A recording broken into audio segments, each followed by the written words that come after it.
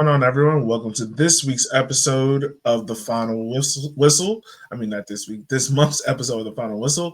If you haven't already, make sure you like, share, and subscribe. You can do so on YouTube, Instagram, and Blue Sky at River City 93. And you can also donate to the page at ko-fi.com. But with all that being said, join us again this month. Probably still has some rainwater somewhere in the shoes or socks. Is Coach Darren Sawatzky. How are you doing, sir? I'm good. I'll tell you what, we come all the way back from that mess in Chattanooga, and today was the same thing. We actually trained at City Stadium today, and it rained so hard that by the time we were done, guys had to completely change again. Is it just one of those? Yeah, I totally believe it. Is it just one of those rains where it's just like everything just feel nasty? Like you just feel nasty?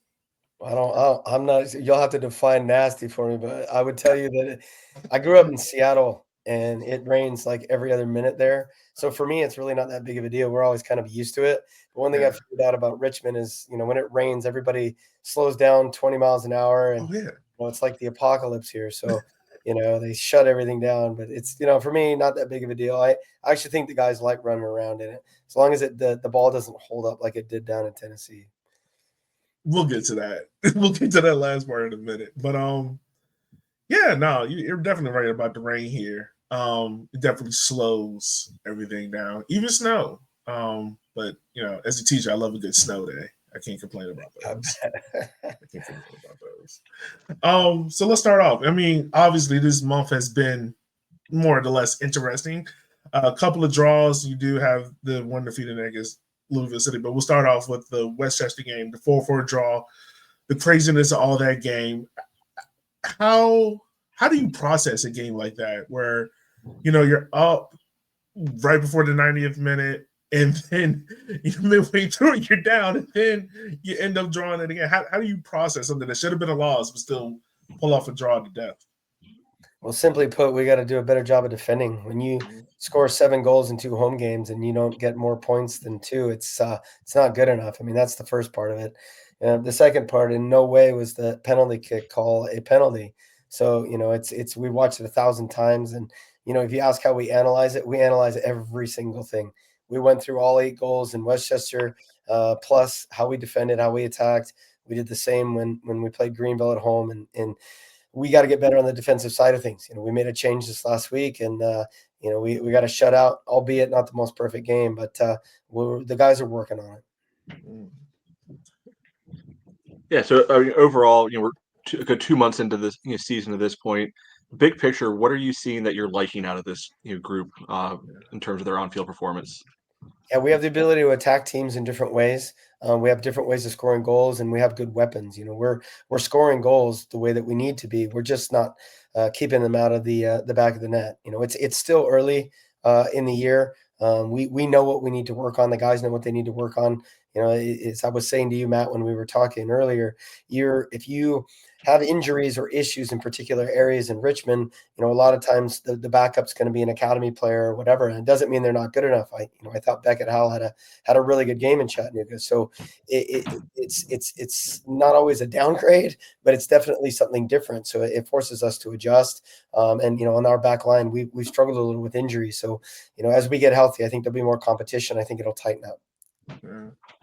I mean, definitely the 2 home games that we've had against Westchester and Greenville, both high-scoring draws.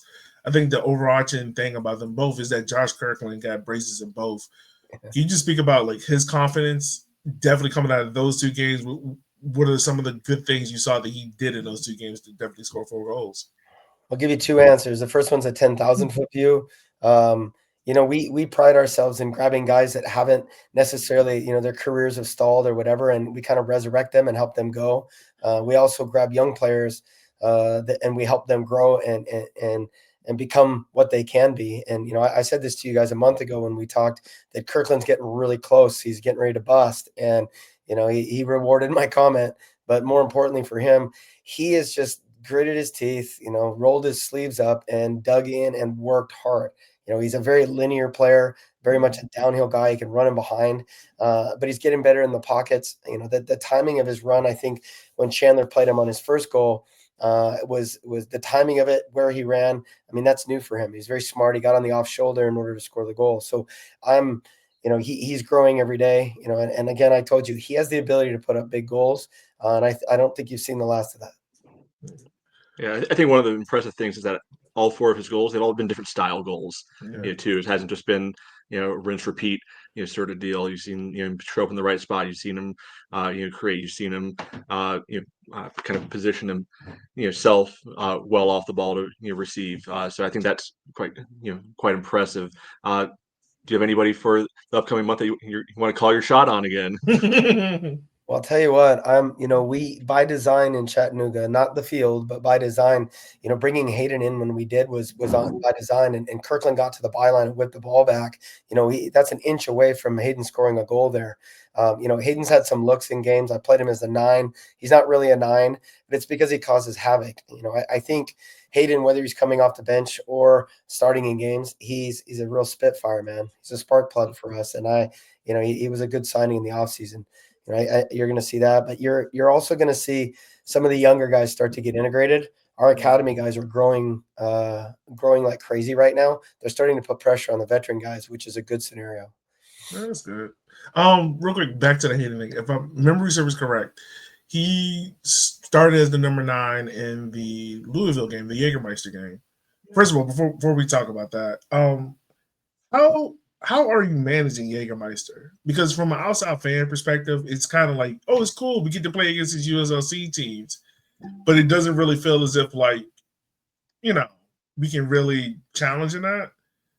For you as a coach, how are you managing that? Because we did see Beckett Howell get a start, a little bit more rotation in that game against Louisville. Well, first, I would tell you that the Jägermeister went from a competition. We did okay in it last year, not as well as we should have, but this year it set up poorly for us. And I would, I'm not moaning, because you got to win your games. We got to beat North Carolina. They lost to Charlotte, so it can be done. But Louisville is the class of the USL. They have the best facilities. They spend money. They had a striker that came on as a sub that makes $160,000 a year. That's this is a class club. They're a good club. They do everything right. And, their first loss this year, I think, was to an MLS team last week. So they're a very good team. I thought our game plan in the first half was good. We were in the game.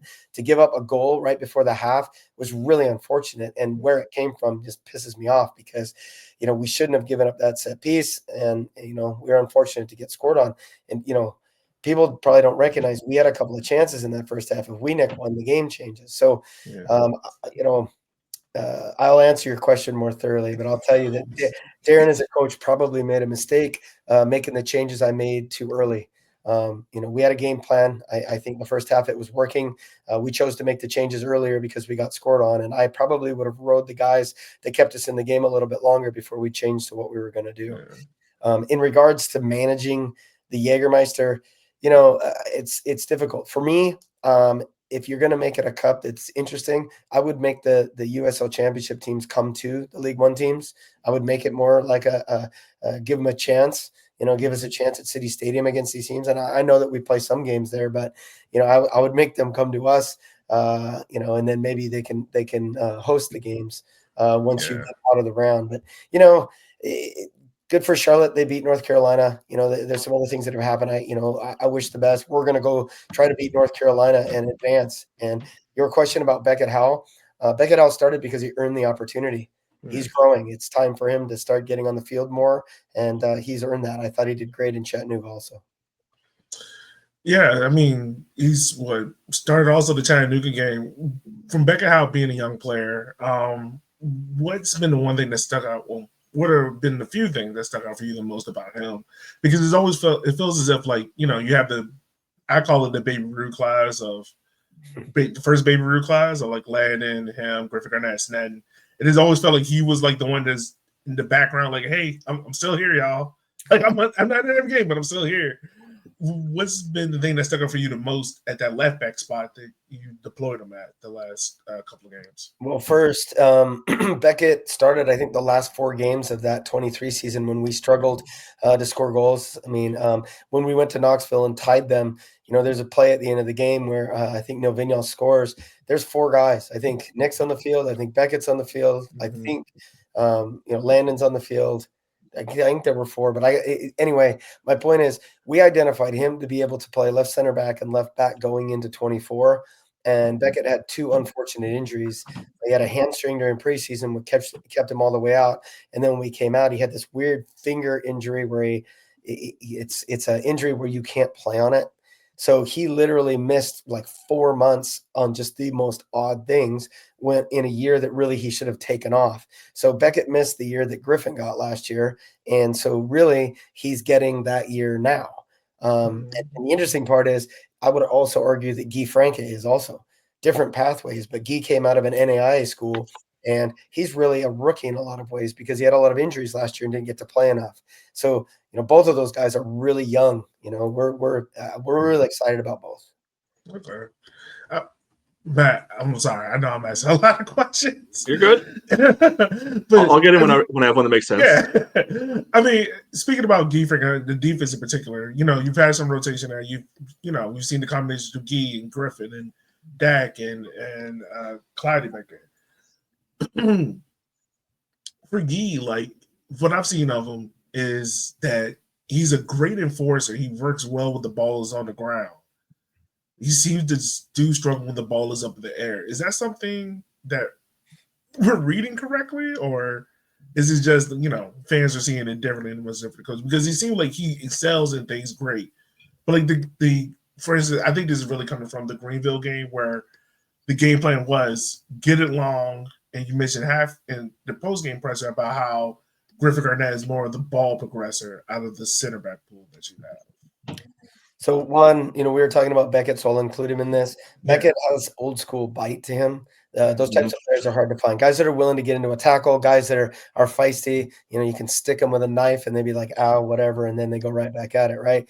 Guy is also cut from that mold.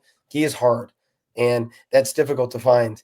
Guy pings an incredible left-footed diagonal, even though he mishit one that caught us in a game here recently. But he's very good. His timing in the box, picking people up, that type of stuff, timing in the air. He and all of the backline need to continue to work on that. And I would tell you that it's a really interesting thing because when you talk about youth soccer, in most youth soccer in America, they're talking about getting rid of heading up to the age of 14, 15. Nobody works on it. So when you talk about that, then these kids get into college soccer where it's just boom and there's all of this stuff. Some develop, some don't. I don't think Guy was really challenged a lot at Dalton State. I think he was just a big dominant, body. Not that NAI isn't hard. I just think he wasn't challenged, and he's still growing in that area. But he has the ability to do it. He's just got to sharpen up. Okay.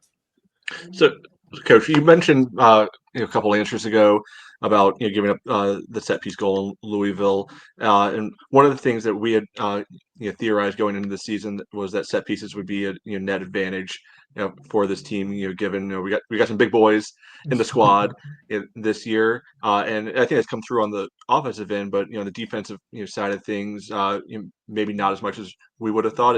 Is that something that again we're seeing accurately? How is that looking from your side, of things when it comes to set pieces defending? Yeah, man, when you're getting goals scored on you from sets, you're obviously not doing as well as you want to do, right? And we've deployed some different strategies with that. We've picked people up a little bit differently.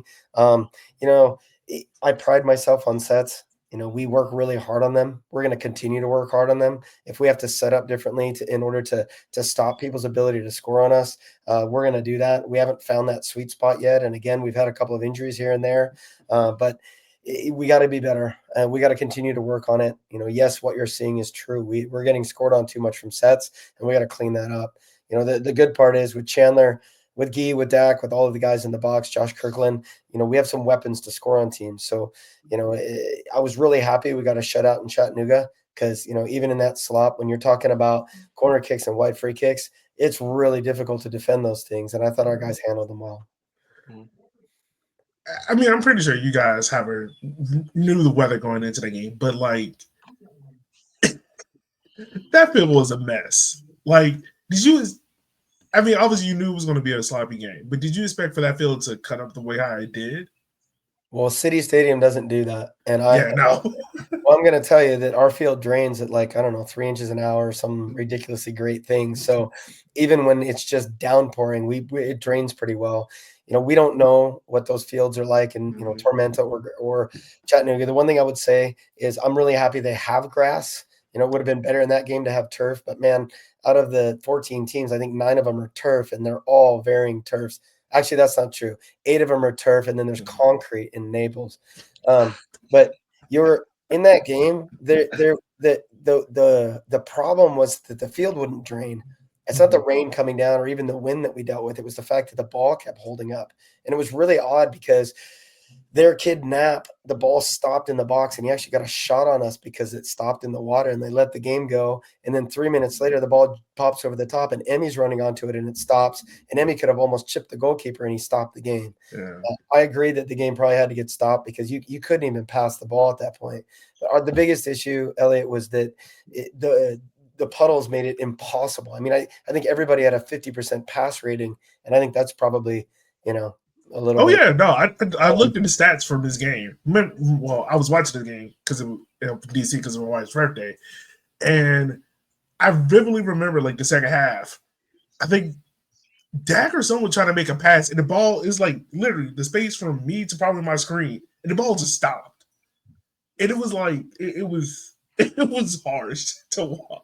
Well, it wasn't a soccer game. I mean, let's be honest. We after the first 30 minutes, we told the guys, we were telling them in the run of play, and then when the break happened, like, you can't play today. So what it really became was a character presenter. You got to gut this out. You got to try to find things. You got to get the ball forward. You got to hope for set pieces. Anything. I kept telling Josh Kirkland, because he's still young and learning. I'm like, look, if you knock the ball forward, you got to lift it and understand that as you run onto it, it's going to stop. And it's not an easy thing to do, trying to do that. Again, when he got to the byline and cut that ball back and Hayden kept sliding in, I mean, that was really, I know Emmy had the look where he could have chipped the guy from the half, but that look, that cutback was probably our best chance to sneak that game. Yeah. It's just crazy how the most craziest thing happened to us in Chattanooga. What was you about to say, Matt? So I was going to say, we saw this week that you all announced the new academy signing, Jonathan Gomez. I saw him on the sideline there, hopefully not freezing too bad, coming from California into a Chattanooga road trip right away. What I was wondering is, what makes you decide like now's the right time to bring him in? We've talked previously about wanting to be able to bring in academy guys from all over the country. Why is now the right moment? And why is he the right player to start this? Well, there's a couple of reasons. One, I think there's 9, 10, or 11 kids out of Richmond United that have been swallowed up by MLS academies this year alone. These kids are all leaving our area. They're being encouraged by local soccer people here in Richmond to go, and it's a bummer. Like, we want them to stay. Like, we've been preaching stay and play for the Kickers. We have people that are encouraging and helping kids move on to MLS academies, and we don't wish them ill will. We hope they go and are super successful, but there hasn't been one, kid from Richmond that's gone, outside of Durkin, but the Richmond United didn't exist when he was here. So there's nobody is going to MLS, going to the ranks and making the first team. Not yet anyway. And we hope that they do. We wish them all the best. But in order for us to continue with what we're trying to do, we're going to have to bring in talented players. And Johnny Gomez debuted for Orange County in the USL Championship at 16. He's had a couple of injuries, but he's a really good player at 19. And he needed a place to resurrect his career. We knew about him. We follow everybody, and he wanted a chance to do that. He's a little bit more pro savvy than our kids that come from Richmond, just because he's been in that environment longer. And he plays a position that we needed some depth. He can play any of the midfield positions. He's a crafty, clever little guy, man. When he gets on, you guys are going to like him. His first step is lightning, and he's got a good wicked pass forward. So, we're excited, and it's his opportunity now. Yeah. Speaking about the midfield depth, I mean, we're sitting here 10 games in. What's your biggest takeaway from? We'll go through each position, but what's your biggest takeaway from the midfield so far that you've seen that you've liked so far? Well, I think Dakota is as good a 6 as anybody in the league. He's also a very good center back, but Dakota sits in the middle. He plugs the holes. He reads the game well. He makes a good pass forward. I think Nils Seufert is as good as anybody in the league at all. He isn't flashy, but he's very, very good. And, you got to remember, a guy's moved to a new country. He's 8 games in. He's here with his wife. It's a hard thing to do. Not everybody just transitions and goes. So he's really still finding his feet. And then Chandler O'Dwyer has been really good moving between the front line and that top end. So when those guys are all in sync, I think we match up with anybody in the league in the midfield. But again, Nils had a little bit of a knock. Chandler's had a little bit of a knock. We've had knocks on the back line where we've had to move Dak back into the back line. So we've had to kind of shuffle that. So again, it's still early with our midfield. There's still rhythm to be found in there. And, I'd like us to go forward a little bit more at times, but, we're the future's bright. We're nowhere near where that group's going to get. Yeah. So with the midfield, we've obviously over the years seen Chandler play, I think, almost everywhere other than goalkeeper so far. We need it to happen. The perfect time to do it is the friendly. Yeah, your game. But do you see his kind of current role in the midfield being his long-term home on the field, or is it still he's a guy that you're going to feel comfortable playing wherever the need is? The short answer is yes to both of those things. But what I would tell you is he's earned the spot he's gotten. The people that have played that spot in this team have been league all-stars the last few years. And he earned it. We went looking in the offseason, like, how are we going to replace things? Darwin Espinal can play underneath, but it's pretty nice having Darwin being able to pop in on that left side and Chandler being able to do the role. I mean, it gives us different ways to attack teams. Chandler gives us a really good target up top also, but so does Josh Kirkland. And we built this by design. We have the ability to move things around, but, in short, that's really Chandler's spot if he's playing well. But if we need him to do something else, all the guys are bought into doing what's needed. All right. So back to our 10-game look out. Let's talk about the forward position. What's your biggest takeaway from that group so far? When Terzaghi wants to play and is feeling good, he's still as good as anybody in this league. The guy can score goals. It took a long time for Emmy to get healthy. He scored a couple of goals early in this season, and it felt good. But he still was out for over a year. Like he's still getting his feet, to be honest. And when he's not flying, you have the ability to push Josh Kirkland up front. And, Josh is a true 9, but he's also developed on the flank and he's scoring goals from there. So that's a good scenario. Hayden Anderson is a pest. Like I said, he's a spark plug. Against Louisville, I thought he did great against that back line. We've given him some other opportunities. I think you're going to see Hayden play more in wide positions than as a 9. But he's a guy that is willing to do different roles for us. So we'll use him as needed. Real quick about Darwin. In a game like that where against Chattanooga, where the field is so chopped up and everything like that, how much does that hinder a guy like him where, he uses his pace or, look for that tight control and the ball just goes all over the place? Well, 2 things. One, it kills his game. Darwin's unbelievable on the dribble. You can't dribble in that stuff. He also combines off of people really well. He cuts inside well. It's difficult. But the other side of it is Darwin's incredibly clever and savvy. So he's going to do what the game needs. I left him on almost to the very end because Darwin's a guy that's going to find a goal. Like the goal that he found against Omaha, he sacrificed his body to get across the guy when Emmy crossed it or shot it, and it went in. Darwin and Emmy are guys that, you want on the field as much as possible because they're the guys that are going to find that goal that breaks the ice. Yeah. Darwin's been a good watch so far this year. So we'll take a break in that real quick. We'll talk about the friendly that you guys have. The league has dropped upon us this year. CD Leganés.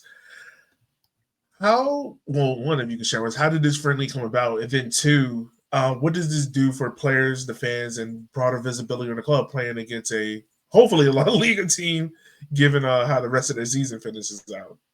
Well, they won this week. That's a good thing, right? So, yeah, listen, every year we work to bring in an international game. This one worked out. They're also playing against Louisville, so it worked out with timing and all of that. Is it positioned perfectly? Maybe not, but that's when these teams come for preseason opportunities. And it's what an opportunity for our players and what an opportunity for you guys. This is a very good team. They're in a relegation battle, but anytime you have an opportunity to play against the team that's played this year in La Liga, you want to take it. Yeah. So like when the guys hear that it's going to happen, what's the reaction in the locker room? Do you see a little bit more pep in their step, for it, or they getting dreams of, all right, this is my chance to show out, and I'm headed to Spain, right after this, or maybe somewhere in between, more realistically. Well, we're very bullish, as you know. Right now there's 3 different German teams looking at Griffin Garnett. I'm just going to tell you outright. We're talking to him daily. There's teams that are starting to look at James Sneddon. Landon Johnson spent 2 weeks with the Colorado Rapids last year. We're bullish. We want guys to move on. We want that to be the future. Anytime you have a team from Europe that comes into your home to play, everybody on my team is going to want to play. And there are 11 guys that generally like Darren on Saturday. The other 13 guys are generally pretty pissed off at Darren, right? So it'll be no different with this international friendly. Everybody wants to play in it, and for sure. And listen, to say it openly and honestly, we want teams from around the world to want our players, at whatever level, because we want to be able to move them on. I mean, that's what we're doing here. Yeah. Correct me if I'm wrong, but this is the first big preseason friendly you've had, right? International. I know we've had, international, right? Comunicaciones was the closest thing, and I'll tell you that I've been bullish on that too. I've been pushing for this, and it hasn't worked out. I mean, there's so many things that have to happen, you guys. In terms of promotion and relegation, which is happening with that team and all of that. There's a cost associated. It has to do with preseason tours. It has to do with what they want to get out of games. So we've been incredibly close with some pretty high-end teams. I think this one works out really well for us. Yeah. No, it will be exciting. That game is in July, so good part of the season. Definitely, it'll be a fun one out there. So let's get back to these 10-game outlooks. Defense. What's your biggest takeaway from the defense so far? Outside of them slipping. We got to be better. I mean, here's the reality. I would tell you that we've been punished with mistakes we've made. We have a young goalkeeper who's made a couple of mistakes. We've had some young center backs have made some mistakes, and we've been punished for it. That doesn't always happen, and there's a rhythm to this. You don't always get punished when you make mistakes, right? Mm-hmm. So there's that part. The part that we really have to embrace is, that 1v1 mentality, being patient, not having an emotional response to something that happens and kicking somebody to give a free kick, or, and we're working hard at that. My job is to make sure that, one, we train well to get better at that. And the second part is to create competition so that, iron sharpens iron, right? If I have 2 guys that are really good in a position, it's only going to breed a better player for both. And right now, we haven't been good enough. There's no question. We've been entertaining. The games have been entertaining for sure. But we got to get better. And I'll tell you what, there's been a big focus on it. Is that the hardest part for a defender to train on? Is 1v1? Is the 1v1 opportunities, or is it something else? Just in general, just overall, I'm just asking. It's all of it. But simply put, it's pretty complex, to be honest. But to be really simple with it, if you get back to the basics, coaches talk about fundamentals and basics all the time. We needed to get back to that. We're there. The guys are doing the work. They're doing what they need to do. Then it starts to come into, all right, aerial duels, how you cover for aerial duels, second balls, all these things that we need to make sure sharpen up, and we're working on it. So, you get back to being the best that you can be individually, and then add from there. Yeah. And this is the last question. We were talking about it on the podcast. Matt is probably going to check on this. What is going on with all the slips? Is it just the guys just need longer studs to stay up and not slip when trying to kick the ball? Oh man, that's a question. There's a lot of variables to this. I will tell you that training on our field wet's probably helpful. I think the biggest thing, truthfully, is we don't always train on City Stadium. And then when you're talking about other places, every single surface we play on every week is completely different. So it's honestly, the guys got to have 2, 3, 4 pairs of different shoes. We've addressed that. There's been less of that. I honestly think we slipped less in Chattanooga than we did last at City. So yes, on the shoes. Yes, on working on your footwork. Yes, on our grounds crew. They aerated this week, so it's even better. So yeah, I think that'll clean up for sure. Yeah, shout out to Drew and the ground crew. So the last outlook is the goalkeeper position, James Nanden and Pablo Hara. what's your outlook on that position and how they've been?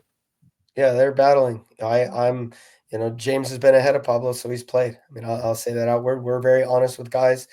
Pablo has a different skill set, but he's been an amazing professional. Pablo helps make James better. In that department, iron definitely sharpens iron. We have two deep. We like them both. I thought Pablo had a really good game in Louisville. Most of the goals that we got scored on there weren't his problem. He made some good saves. He was knocking some good long balls for us. So we're comfortable with both those guys. We love watching James grow, and we know that we have Pablo if we need him. Yeah, awesome. So we're getting close to the end. The Kickers, this is an upcoming group before we get to talk again on the show. You got Spokane, who's top of the table. You see actually two old friends there, in Jaden Chrysler and Nils Vignos, and then you got Westchester again up there in Mount Vernon. I won't say New York City because it's Mount Vernon on that unique looking field. Since we've been talking about field so far. And then we welcome Old Robin, North Carolina FC, and the Jägermeister, and then Texoma. We welcome them as well. So I've learned from last time not to ask you about games going on in advance, but for you, speaking of future, Darren, these next 4 games, what are some of the things you're looking for your team to do well to come out ahead in these games? Well, similar to what you just said, I mean, our focus is on Spokane. We're both Jalen and Nil are there. We know them. I mean, that team is, they're a checkbook team. They've spent a lot of money. I think that team's deeper than it was last year, and they're working to try to win something, and they can do it with resources. So, that's a good team. I think the kid Reedy, the left winger, is as good as any winger in the league right now. The kid Pelez up front is very, very good also. So, Luis Hill has played national team cap. So you have a good soccer team there. We're going to need to make sure that we defend well, which is what we talked about. And we have the ability to expose that team. I mean, we're a hard team to stop. And on a big turf field like that, it should be a pretty entertaining game. Westchester probably won't be any different. They've had some struggles defensively, similar to us over the last couple of weeks. That game could end up being very entertaining. North Carolina we'll get to when we get to it. We're going to try to win all of the games. We're going to try to win in Spokane. We're going to try to win in Westchester.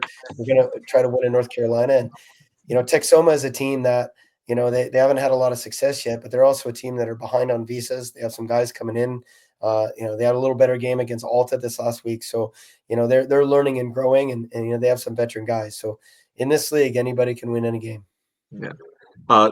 So I think with your last answer, you answered a lot of my last question.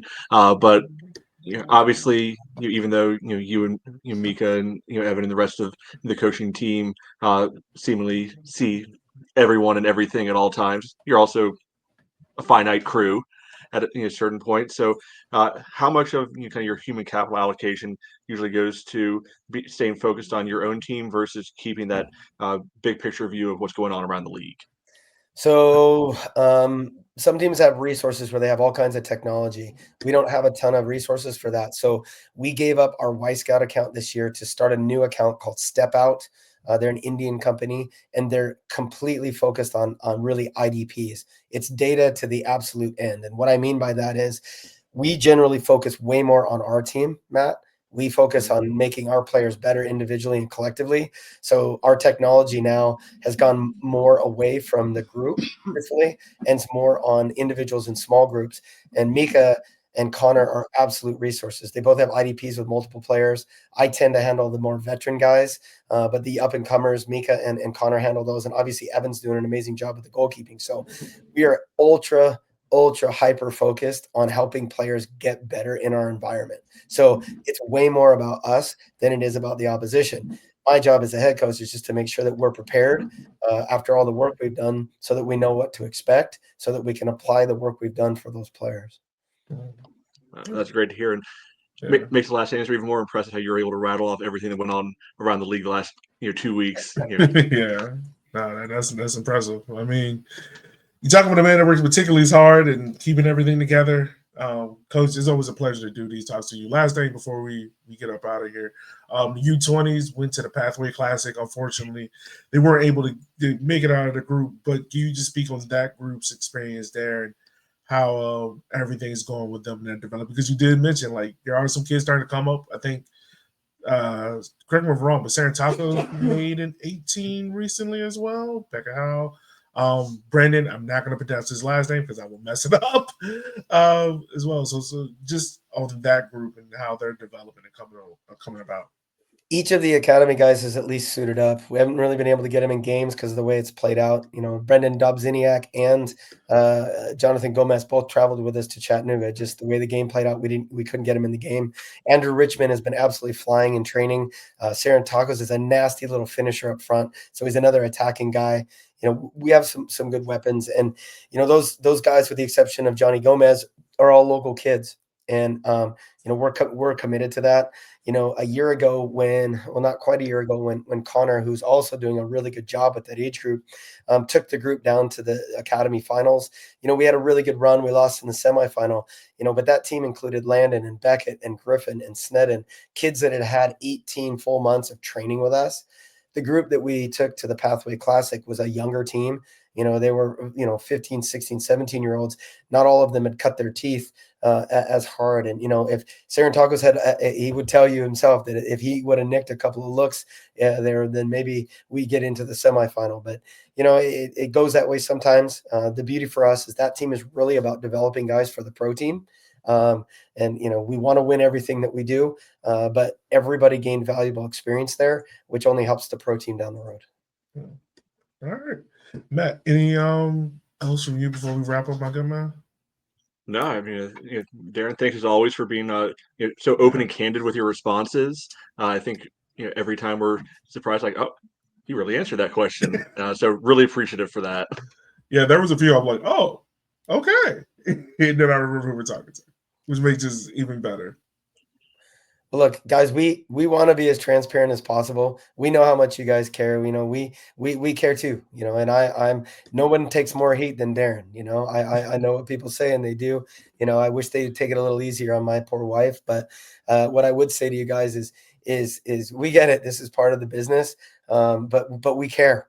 Like we care. Like we want you to know what we're doing and why we're doing it.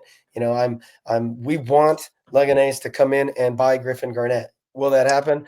Probably not. But you know what? That's what we want to happen. So we'll tell you overtly and we'll tell you publicly, and we're going to tell them, like, come watch this kid. We want people to know that that's a good thing. And then the next kid comes in and the next kid comes in. At the same time, we bring in Nils Seufert and Darwin Espinal because we're trying to win things. And, you know, with the challenges we have, we're right in the mix. You know, we got to get better, but we're right in the mix. And we have been every year. Even the year that we had the struggle, you know, we were in the mix until stuff went sideways. So, you know, we're right there and we plan on staying there. Hey, I'm not gonna lie, that will be the plan for Griffin Garnett to turn into prime Paulo Maldini. Leganés is like, hey, here's just a suitcase of money, just take it, and you guys go from there. We're happy if they're interested, and you know it's a little bit of a joke. But I will tell you, those things are real. The discussions we're having about these players are real. This will happen. You know, it's a very difficult thing to do, but it will happen. But the reality is, whether it happens now or later, we're expecting Griffin to help us beat Spokane, and along with Emmy and all of the other crew. Yeah. Well, as always, Coach, we just want to say thank you for taking the time on your busy schedule, hopping on the show with us. Listeners, as always, if you love this episode, you can donate to ko-fi.com/RiverCity93 or go to RiverCity93.com where you can check out episodes of the Final Whistle, the regular podcast, and of course the podcast as well, who talked about a 3-0 win over Virginia Beach United and our home opener there as well. So with that being said, as always, we will holler at you guys next time. Be safe and be easy.